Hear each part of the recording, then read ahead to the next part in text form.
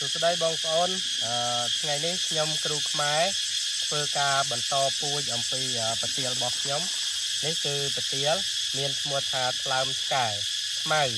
បាទប្រទាលនេះថ្លើមឆ្កែខ្មៅខ្ញុំធ្លាប់ធ្វើវីដេអូជូនបងប្អូនហើយឃើញថាតម្រូវការនៃការប្រើប្រទាលហ្នឹងច្រើនហើយប្រទាលហ្នឹងពេលដែលប្រើទៅក៏បានផលពិតប្រាកដមែនអញ្ចឹងណា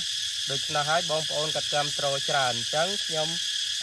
ចាប់ផ្ដើមធ្វើពូជក៏ច្រើនដែរបាទធ្វើពូជក៏ច្រើនដែរព្រោះឆ្នាំនេះយើងធ្វើពូជចន្លោះពី100គីឡូទៅ200គីឡូពូជ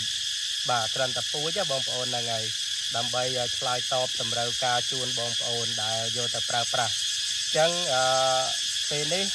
ខែនេះគឺជាខែដែលខ្ញុំដាំអញ្ចឹងពេលដែលបងប្អូនមានចំណាប់អារម្មណ៍ចង់ប្រើប្រទាលថ្លើមឆ្កែបងប្អូនអាច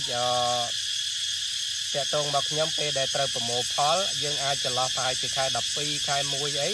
គេហៅខែប្រទាលកោលស្លឹកបាទខែប្រទាលកោលស្លឹកហ្នឹងគឺយើងចាប់ផ្ដើមប្រមូលផលហើយបងប្អូនហ្នឹងហើយអញ្ចឹងខ្ញុំមានដាំនឹងដីផ្ទាល់ក៏មានខ្ញុំដាំដាក់នៅក្នុ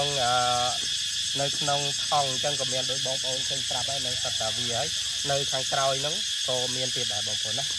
ប្រទាលវាចាប់ផ្ដើមពោប៉ុណ្ណឹងយើងចាប់ផ្ដើមដាំវាបងប្អូនណាហ្នឹងហើយអញ្ចឹងកុំភ្លេចបងប្អូនចាំជួយគាំទ្រខ្ញុំនៅខែ12ខែ1ផងបងប្អូនណាខ្ញុំកំពុងតែធ្វើពូជឲ្យបងប្អូនបាទអរគុណបាយបាយ